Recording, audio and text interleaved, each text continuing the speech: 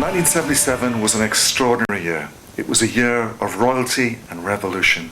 It was the storm that followed the calm. In the Northeast, we saw a visit from the American President, Jimmy Carter. And in the same year, the Queen came to South Shields as part of her Silver Jubilee. A marvellous year to being there. The whole thing was fantastic, but of course we had to be there in good time. While the Queen was at Gypsy's Green, you know, was sat next, and my husband was talking to Philip all of the time. And we were invited to lunch at the yacht. So when we went onto the yacht, once again it was kind of a circle in receiving the guests. And when it got to my husband, Philip said, "Not you again." The Queen visited on Friday the 15th of July 1977. The very next day, a king came to town. It was the middle of July, and the end of June was my 21st birthday, and I'd been given a Zenith E SLR camera for my birthday, so I hadn't really had that much experience of using the new camera, and I went down to take some photographs, and I managed to catch Ali as he was coming along past the fairground and the Sea Hotel, and got some great shots of him on the bus itself. Fairly apparent that he was playing the crowds, he was pointing at people, he was threatening to jump out the bus and chin somebody, or that kind of thing, and really working the crowds well.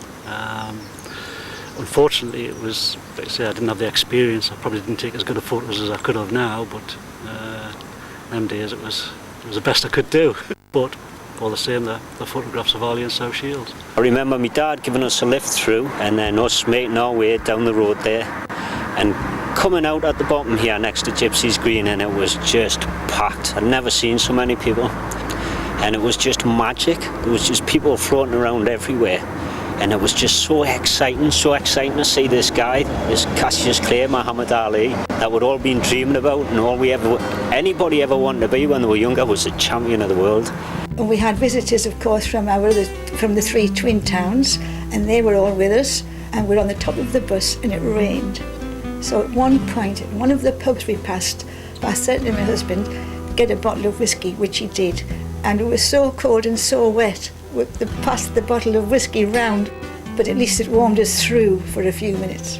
Muhammad Ali's wedding was blessed, and we all went to the mosque, which was a marvellous experience. And then these two incredibly beautiful people arrived. And even now I can feel myself choking. They looked so stunning. They were both dressed in white. After they'd done the ceremony, well, we all went up to Gosforth Park for a fantastic lunch, and always, right through the whole 2 days, Ali was always necessary. If anybody was watching or the cameras were there, he turned on the big lip. But when he was not doing that, he was a sensitive, pleasant, attentive man. He was absolutely charming. But away from the glamour and celebrity, a sense of frustration was taking hold. The soundtrack was one of anger. The future seemed bleak, and the music was reflecting that.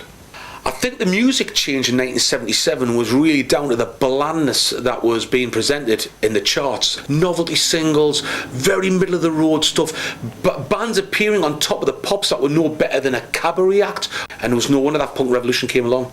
When punk came along, I was much more aware of it because it's so direct. It was one of these where it was, hang on a minute, no, I'm not going to swallow that anymore. No, that's not right. You know, I want some questions answered here, you know. And at the time I didn't understand that as a kid, because all I was using my ears, and I was thinking, well, you know, the Clash don't sound anything like the Johnny Bennett Trio or whatever. And then in later years, in hindsight, I realised that what they were actually getting at was just the actual energy and the breakthrough, and it was the guitar music, and it was, you know, rebelling against all the other stuff. 1977. The nucleus of the band really was me, Decca and Mond. Well, me, Mency and Decca had known each other since we were kids. We used to hang out at the shops at Broccoli Winds.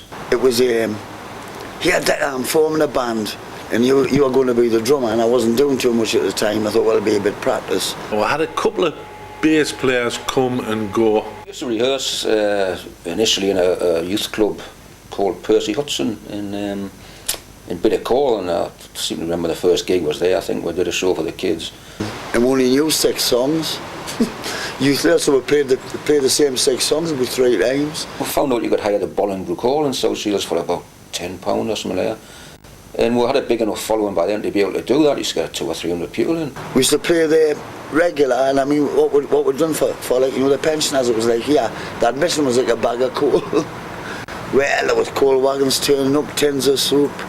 We should have called it the Salvation Army, really. Well, that's when people started to sit up and take an interest. And then I think that's when we all took it serious, you know. And then we all got our heads together, start writing, you know, like Mency, I mean, prolific songwriter. My lyrics mainly are just the easiest lyrics in the world to write, because I just write about what's happening around us, you know. You know, when he started coming up with, well, obviously the Murder at Little Towers, which is a song that made we famous. And when I wrote Little Towers, I just thought it was more a sense of injustice. Police kill little towers. That somebody could be, like, well, basically just kicked to death, you know.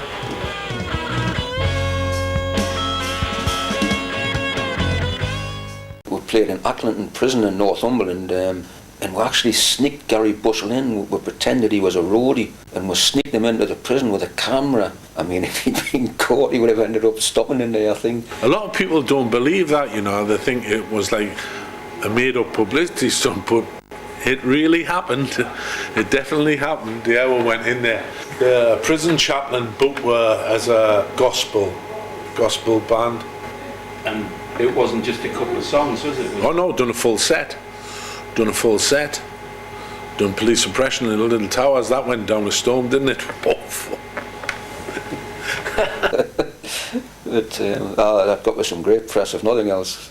There was hell on over that, was in all the Sunday papers. How could such an anti-police band like the Upstarts be allowed to play inside a prison? I seem to remember an MP from Tynemouth called Neville Trotter. He stood up in the Houses of Parliament and he asked questions in the House how this was allowed to happen. Neville Trotter with a pig's head. Couldn't write it, could you? So, you know, I think the rest fucking history after that, isn't it? Next thing you know, you're on fucking top of the pops. And it was a way out for what I consider to be working class kids. You didn't have to be a student at art school.